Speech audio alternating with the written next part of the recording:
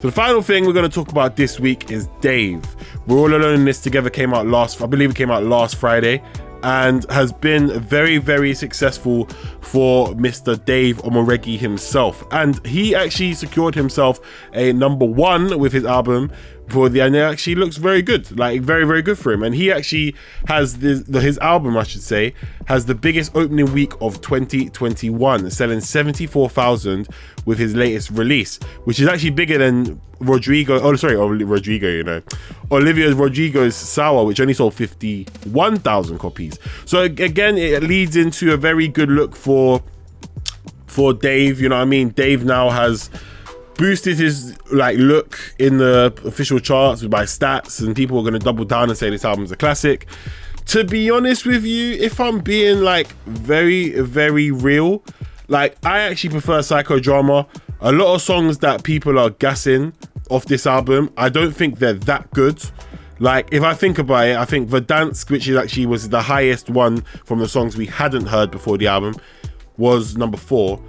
That song is Titanium, basically. Do you know what I mean? It's a better version of Titanium, and I like Verdansk, but if I've heard Titanium and it's on the same kind of seasoned rollout, I'm gonna know that I've heard it. Do you know what I'm saying? Clash is sitting at #2. Ed Sheeran's Bad Habits has been topping the chart at the moment. Then after that, you had In the Fire, which is the one which I believe is with Fredo, Meeks, Gets, and Gigs. And then after that, there was one more, I believe. Oh, the Clash, Verdansk, and In the Fire, which were sitting at 2, 4, and 6 respectively, which is very, very, very good. Now the thing is, in the UK, which is what I find annoying, is that there's a new rule, and I don't know when this rule came into place, that you're only allowed to have 3 songs or something like that in the top 10 or in the chart or something like that. It's 3 songs in the top 40. That's it now. Because I remember a couple of years ago for Ed Sheeran, we'll talk about that, where his last full studio album, Divide, bruv, every single song was in the top 10, or at least by the top 20, the whole album was in there. That album got absolutely rinsed, and I feel like they've changed the rulings in the UK for that reason, because it's unfair. But at the same time, if that song is streamed the 4th biggest and sits at #10 or #20 or #30 or 39, why is it not there? Make it accurate, because it's not accurate. That means that certain songs who, for example, who's sitting at #40 in the UK this week, so Mabel, we've let them know, shouldn't be there, because you should really have a Dave song that should be a lot higher. Do you know what I'm saying? Even of songs I don't know, I'm looking at other songs, but as I scroll up the chart, you're probably seeing songs that should probably be there. RD went down by 7 places with Oliver Twist. He could have been down a lot more.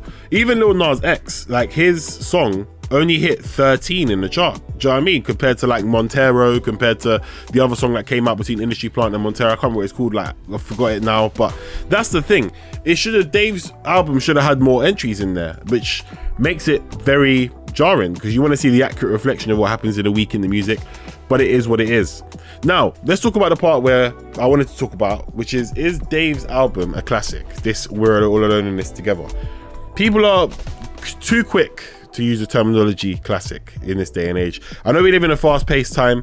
I know we live in an age where, with the space between now, basically August and November, in 3 months a lot can happen. Do you know what I mean? With music, it's so rapid, it's so quick. Next, people will drop their albums and people will forget about the last ones. Do you know what I mean? As Nines won a lot of the MOBO awards for Crabs in a Bucket, I thought Heady One's album was more enjoyable, for my personal opinion, but because Nines' one came out closer to the MOBOs, a lot of people gravitated towards that.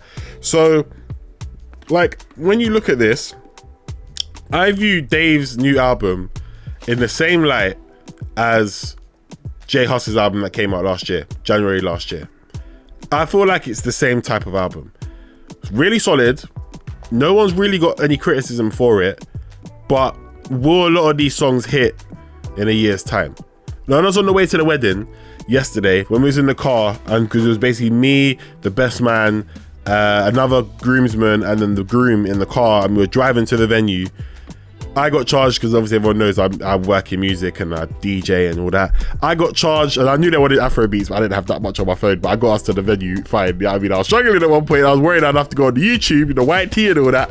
But I knew that location would bang. Do you know what I mean? Because Burna Boy and Dave's bit was special. Whereas, am I going to be listening to System two and a bit years from now with Dave and Wizkid? Not really. Maybe not. Too early to say. Do you know what I mean? In the Fire, for me, I feel like the song didn't need some short verse from Fredo and Meeks on it. I feel like the song would have been amazing with, you know, Dave, Gets and Gigs, two old school legends. You can call them old school legends at this point. And then the young boy Dave, obviously he's not that young anymore because he's been in the game for a while, but he's younger compared to the other two, going at it and going crazy with it. Do you know what I'm saying? Like, I would have preferred seeing that, and I think that would have been amazing, because I think something like Money Talks, which came out on Fredo's album with Dave on it, them songs there are more powerful. Like, Babes, I've been Heathrow and your more man has been petrol station. All them bars like that, they hit more when Dave and Fredo does that type of song. I know they wanted to do something different, but I'm just saying that, with my opinion, what would have worked better. Verdansk, I've already spoken about, like about Titanium and stuff like that. I do like the fact it's only 12 songs. I like the fact that it's very quick. I like the fact that you can get past it. But I wouldn't necessarily go around and call this a classic. People did the same thing for J Huss's album, and since then you don't really hear any mention of a lot of them J Huss songs. This album itself, Clash, I don't really like Clash with Stormzy, to be honest. I didn't think it was that good. I think it has a place. It's just not a place for me. So going into the album, we didn't have I don't feel like we had the strongest rollout from Dave. I feel like he was quite quiet. He put them teaser tracks out, Titanium and Mercury. Then we got Clash, but the whole Chip situation kind of made that song last more than it did for me. Then we got the album, and it's all right. Do you know what I mean? I don't know how long I'll be listening to it, but for me, it's okay. I think it's a good album. I'd give it like a 3.5, leaning towards a 4. But Psychodrama had a better rollout for me, a lot more longer standing songs, because you think about it, he dropped that album in March 2019, and he was still able to perform the song Black at the Brit Awards in 2020 in the February or March. I think it was the March, right?